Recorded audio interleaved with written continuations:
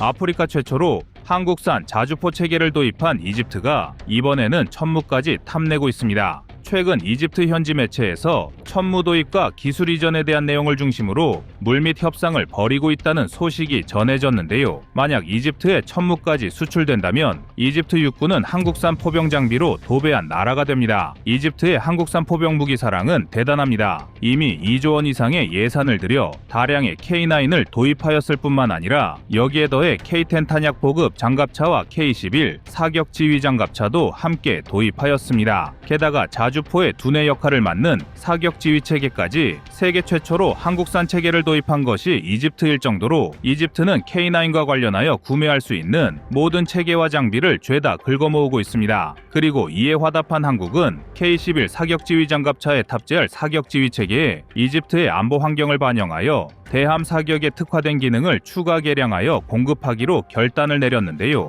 이집트가 비록 방산 시장에서 유명한 국가는 아닐지 몰라도 자주포 체계에서 한국과의 협력 태도는 다른 나라들의 추종을 불허하고 있습니다. 이처럼 한국산 자주포 체계에 푹 빠진 이집트가 천무 도입까지 체결한다면 앞으로 이집트는 한국 포병의 홍보 무대가 될 수 있습니다. 특히 안보 위기가 고조되는 이집트에서 K9이나 천무를 실전에 투입하여 혁혁한 전과를 올린다면 한국 포병 무기의 수출은 더욱 탄력을 받을 수 있는데요. 그래서 준비했습니다. 오늘은 천무의 이집트 수출 가능성과 추가적인 방산 협력 소식에 대해 알려드리겠습니다.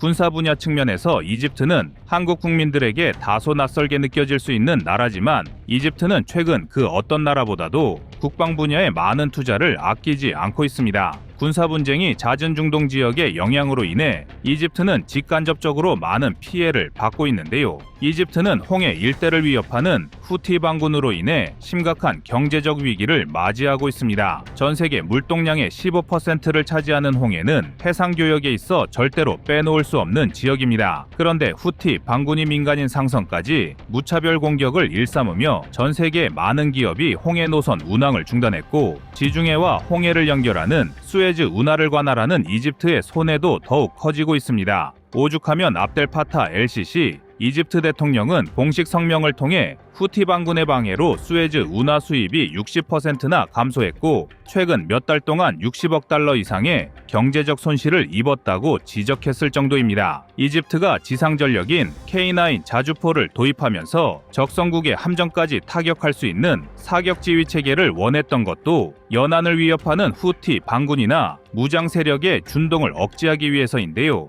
여기에 이집트는 천무 도입을 검토하며 자국의 포병 화력을 확실하게 강화할 준비를 하고 있습니다. 현재 이집트 육군이 보유한 다연장 로켓 전력은 약 40문 이상의 M270 MLRS와 60문 정도의 BM-21이 있습니다. 하지만 BM-21은 1960년대에 소련이 개발한 다연장 로켓으로 현대전장에서는 도저히 사용하기 어려울 정도로 노후화 문제가 심각하며 M270 MLRS도 이제는 추가 생산을 하지 않는 기종입니다. 비하인드 스토리를 말씀드리자면 이집트가 2003년에 도입한 M270 MLRS가 단종 직전의 마지막 생산분이었습니다. 이처럼 이집트가 보유한 다연장 로켓은 추가 도입이 어려울 정도로 노후화된 상태이며 이 때문에 이집트도 신형 다연장 로켓에 관심을 보이고 있는 것인데요. 천무는 이미 사우디아라비아와 아랍에미리트를 통해 중동의 사막 지역에서도 원활한 작전 수행이 가능하다는 점이 입증되었습니다. 중동 일대의 사막 지형은 뜨거운 고온과 모래 폭풍 등으로 인해 군사 무기가 활약하기 어려운 환경을 가지고 있습니다. 다른 나라에서 성능을 검증받았던 무기 체계들도 중동에선 고전을 면치 못하는 경우가 많은데요.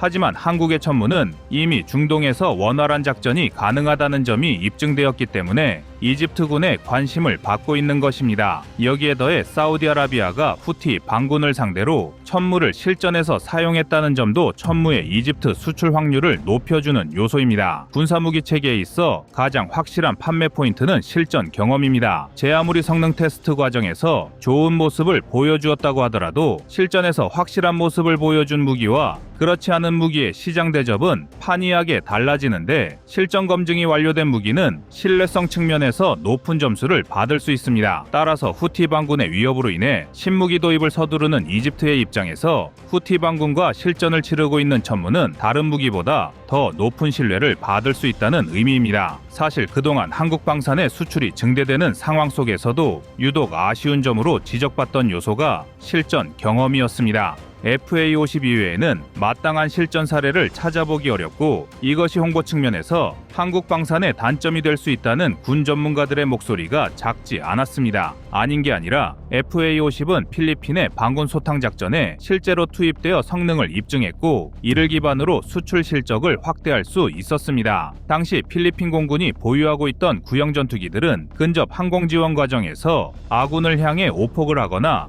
표적을 정확하게 공격하지 못해 낭패를 봤지만 FA-50은 무유도 폭탄을 사용했음에도 높은 명중률을 기록하며 단숨에 필리핀 공군의 신뢰도를 상승시켰습니다. 또한 주간보다 임무 난이도가 높은 야간 폭격에도 참여하여 전공을 세우는 등 다양한 실제 작전에 투입되면서 홍보 효과를 톡톡히 누렸는데요. 대부분의 동남아시아 국가들이 FA-50 계열을 앞다퉈 도입한 이면에 필리핀의 FA-50 실전 투입 효과가 깔려 있다는 점은 부인할 수 없는 사실입니다. 이처럼 천무도 후티 반군과의 교전에 사우디아라비아가 계속해서 투입한다면 이집트 측에서도 더욱 높은 신뢰를 가지고 한국산 무기 도입을 검토할 수 있습니다. 더군다나 한국의 천무는 지상과 해상에서 모두 후티 반군을 제압할 수 있는 뛰어난 성능을 가지고 있습니다. 천무가 사용하는 230mm 계열의 로켓은 축구장 3개 이상의 면적을 초토화할 수 있는 데다가 자탄의 불발률은 겨우 0.1%에 불과하여 미국을 압도하는 수준입니다. 한국이 이렇게 뛰어난 불발률을 보여줄 수 있었던 이유는 각 공정마다 7개 이상의 검사 과정을 거치고 1,700번의 충격 시험을 통과하는 등 철저한 품질 관리와 제작 과정의 체계화에 성공했기 때문입니다. 심지어 회전 시험 과정에선 3,600번의 회전을 견뎌내야 할 정도로 철저한 과정을 거친 한국의 천무 로켓은 이집트군의 작전 성공 확률을 더욱 높여줄 것입니다. 또한 천무는 지상 표적 이외에도 해상 표적을 타격할 수 있는 능력을 갖추고 있습니다. 천무의 라이벌이라 할 수 있는 미국의 하이마스는 뛰어난 기동성과 가벼운 무게로 인해 전 세계 각지에서 주목받고 있지만 해상 표적을 타격할 수 있는 능력은 상당히 떨어지는 편입니다. 미국은 필리핀과의 연합훈련에서 중국 표적으로 가정한 해상 표적을 향해 6발의 하이마스를 사격했지만 단 한 발도 표적을 명중시키지 못했습니다. 비록 다연장 로켓 체계가 해상 표적을 주력으로 상대하기 위해 개발한 무기는 아니지만 이러한 훈련 결과는 매우 아쉬운 요소인데요. 반면 우리 대한민국의 천무는 한국군의 훈련 과정에서 해상에 위치한 표적도 정확하게 명중시키는 성과를 올렸습니다. 게다가 한국은 천무에 사용하는 수출용 로켓을 대함 탄도탄으로 개량할 계획까지 가지고 있어 해상 표적에 대한 대응 능력을 중요하게 여기는 이집트군의 작전 요구 성능을 완벽하게 충족할 수 있습니다. 한국은 천무에 사용하는 수출용 로켓인 280mm CTM-MR의 적 함정을 추적할 수 있는 적외선 탐색기를 추가하여 대함 공격이 가능하도록 개량할 계획입니다. CTM-MR은 160km급 사거리를 보유하고 한 번에 8발을 장착할 수 있기 때문에 대함 탄도탄으로 개량될 천무와 CTM-MR은 홍해 일대의 후티 반군을 확실하게 무력화할 것으로 전망되는데요. 최근 후티 반군은 해상에서 소형 고속함을 활용하여 자폭 공격 등을 감행하며 미국과 주변 국가를 위협하고 있습니다. 하지만 천무가 일시에 8발의 대함 탄도탄을 쏟아낸다면 빠르게 연안으로 침투하는 후티 반군의 자폭선을 동시다발로 타격할 수 있으며 이러한 전술적 요소는 천무가 경쟁 다연장 로켓이 보유하지 못한 강점을 보유하게 될 것입니다. 이외에도 이집트가 한국산 사격지휘 체계를 도입한 점도 천무의 작전 효율을 더욱 높여줄 수 있는데요. 이러한 이유들로 인해 이집트는 한국 방산기업과 천무 수출에 대한 협상을 진행하고 있습니다. 그리고 한국산 무기가 중동 일대에서 후티 반군을 제압하고 국제사회의 안전을 확보하는 것은 우리 대한민국에도 직접적으로 많은 이익을 안겨주는 일입니다. 앞서 말씀드린 것처럼 홍해 일대는 전 세계 물동량의 15%가 이동할 정도로 해상교통의 핵심 중 하나이며 수에즈 운하 등이 원활하게 가동되지 못하면 한국도 경제적으로 많은 피해를 입을 수밖에 없습니다. 실제로 유럽 선박을 통해 국내로 들어오던 희귀의약품이 수에즈 운하를 통과하지 못하면서 국내 입고가 지연되었고, 이로 인해 건강에 큰 위험을 겪을 뻔한 우리 국민도 적지 않습니다. 그렇기 때문에 후티 반군과 교전을 벌이는 중동 국가에 한국산 무기가 진출한다는 것은 직간접적으로 우리 국민들의 안전과 경제를 지키는 행위가 될 수 있습니다. 이집트는 K9 도입에만 무려 2조 원 이상의 예산을 투입했습니다. 이는 한국이 지금까지 체결했던 K9 수출 계약 중에서도 손에 꼽힐 만큼 매우 큰 금액의 계약이었으며, 다른 나라와 달리 해상 표적에 대한 사격 능력을 강화한 사격 지휘 체계의 수출은 해외 군사 매체로부터 이집트가 특별한 K9을 보유하고 있다는 평가를 받게 만들기도 했습니다. 그리고 이번에는 천무가 이집트 진출을 위해 만반의 준비를 다하고 있는데요. 우리 대한민국이 이집트로 천무 수출까지 달성하게 된다면 이집트는 아프리카와 중동 지역 일대에서 한국산 포병 무기 체계의 광고판 역할을 확실히 수행할 것입니다.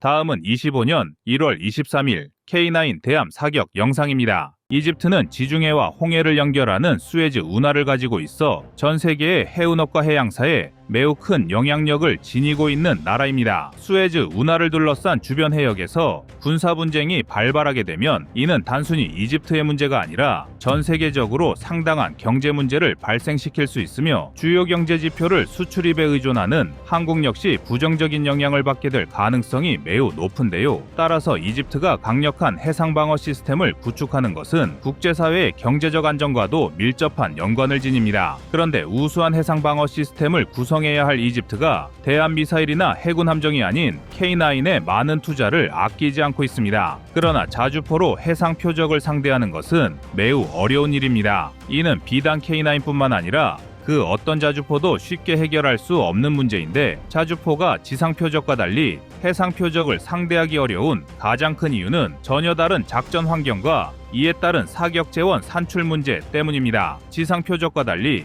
해상 표적은 자주포의 일부 탄종과 신관의 사용에 여러 제한 사항을 발생시켜 원활한 작전을 방해하는데요. 일례로 인마살상에 특화된 APICM은 해상에 위치한 표적을 타격할 수 없습니다. APICM은 발사 후 공중에서 수십 개의 소규모 자탄을 방출하는데, 이때 지상에 떨어진 APICM의 자탄은 그 안에서 쇠구슬을 공중으로 방출시킨 뒤 사람 머리 높이에서 파열합니다. 이를 통해 지표면에서 폭발하는 일반적인 고폭탄보다 더 높은 살상 효과를 가지고 있지만, 그 대신 바다, 강, 호수 등에서는 전혀 사용이 불가능합니다. 자탄 안에 탑재된 쇠구슬이 지면 위로 튀어 오를 수 없기 때문이며, 이러한 이유로 논과 적설지 등에서도 위력이 반감되는 단점을 가진 것이 APICM입니다. 이처럼 해상에 위치한 표적은 특정 탄종을 사용할 수 없어 자주포가 작전의 유연성을 확보할 수 없습니다. 여기에 더해 가장 흔히 사용되는 순발신관의 사용도 제약이 따르는데요. 순발신관이란 포탄이 지면에 탄착될 때 그 충격으로 작동하는 신관을 지칭하는데, 지형적 특성이 지상과 다른 해상에서는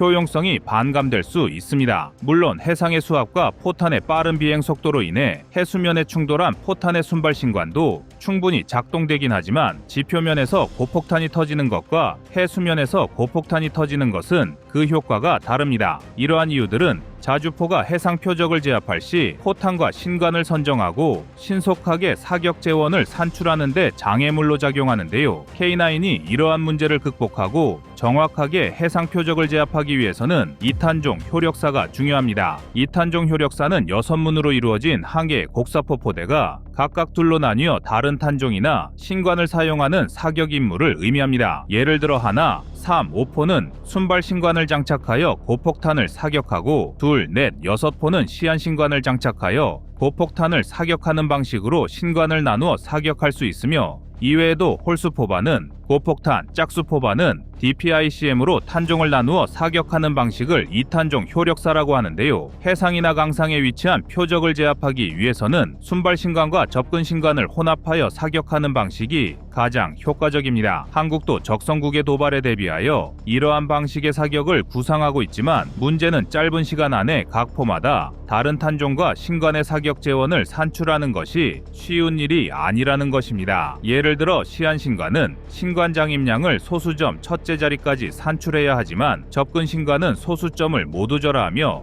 파열고를 산출할 때 시한 신관은 R분의 20을 산출하는 반면 접근 신관은 R분의 7을 산출하여 포탄이 파열하는 높이를 결정하게 되어 있습니다. 즉, 이처럼 각기 다른 산출 방식을 적용하여 신속하게 사격 재원을 산출하지 못한다면 이미 해상에 위치한 적 표적은 사격 지점을 넘어 아군의 목숨을 위협하고 있다는 것인데요. 그렇기 때문에 사격 재원 산출부터 전포대 사격 명령 하달, 포탄 발사까지 모든 절차가 신속하게 이루어지는 것이 매우 중요합니다. 그리고 이집트가 도입한 K9이 대함 능력까지 갖출 수 있게 만들어준 결정적인 요소가 바로 K-11 사격 지휘 장갑차입니다. 이집트는 한국에게서 K-11 사격 지휘 장갑차와 이종의 핵심 시스템을 함께 도입함으로써 자주포 부대의 두뇌 역할을 맡아줄 체계를 구성하고 있는데 이는 K9을 도입한 나라 중에서 최초입니다. 그동안 다양한 나라에서 K9을 도입하였지만 폴란드, 노르웨이 등은 사격 지휘 장갑차에 탑재할 사격 지휘 체계는 독자적인 시스템을 사용했습니다. 자신들의 작전 환경에 맞는 지휘 시스템을 사용하겠다는 것이 그 이유였는데요. 하지만 이집트는 사격 지휘 장갑차에서 사용할 사격 지휘 체계까지 한국산 시스템을 채택하였으며 한국 방산업체는 이집트의 작전 환경을 고려하여 대함 사격 능력에 특화된 맞춤 사격 지휘 체계를 추가하여 시스템 구축을 지원할 예정입니다. 그리고 이집트가 한국산 사격 지휘 시스템을 기반으로 홍해 등에서 무장 세력의 군사 도발을 제압한다는 것은 우리 대한민국이 가진 포병 시스템의 우수성을 전 세계에 보여줄 수 있습니다. 기존의 한국은 K-77 사격 지휘 장갑차에 BTCS A1을 탑재하여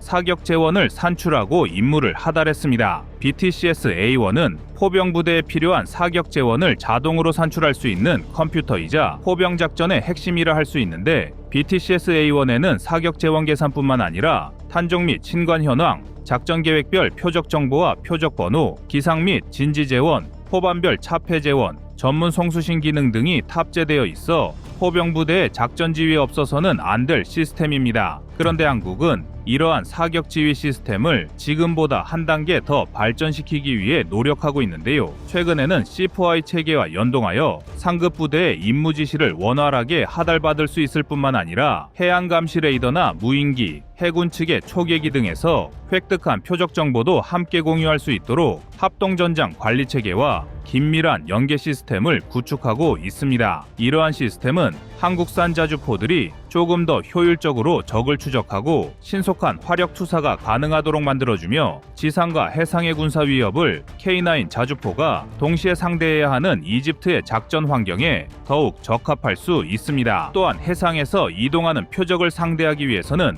이동 방향과 속도를 계산한 후 예상 지점에 대한 사격 재원을 산출하여 지명사로 사격하는 것이 일반적인데 진일보된 사격 지휘 시스템에서는 이러한 이동 표적 대응이 더욱 쉬워집니다. 제 아무리 해상에서 빠르게 이동하는 표적이라 할지라도 초계기나 무인기의 감시망을 피하는 것은 어려우며 이러한 감시 자산이 실시간으로 갱신한 표적 정보가 곧바로 포병의 사격 지휘 시스템으로 전송된다면 당연히 포병의 대응 속도는 훨씬 더 빨라질 수 있습니다. 그리고 이러한 일련의 과정은 한국산 자주포의 추가 수출에도 많은 영향을 미칠 수 있는데요. 한국은 노르웨이와 에스토니아 등에 K9을 수출하며 한국산 자주포가 동계작전에 적합하다는 것을 입증했습니다. 당시 독일의 펜자흐비치 2000 등은 동계작전 시 시동이 제대로 걸리지 않는 문제가 드러나며 한국과 대비를 이뤘습니다. 또한 한국은 폴란드에 다량의 K9을 수출하면서 대규모 대화력전에서도 위력을 발휘할 수 있다는 것이 입증되었습니다. 이처럼 방산무기는 수출을 통해 다양한 작전 환경에서의 임무 수행 가능성을 인정받을 수 있으며 한국이 이집트를 통해 K9의 대함 작전 능력까지 인정받게 된다는 것은 K9이 전천후 자주포로 거듭난다는 것을 의미합니다. 최근 중동의 군사 분쟁은 어느 때보다 더욱 심화되고 있는 만큼 K9의 수출 질주는 계속될 것입니다. 이상 꺼리튜브였습니다.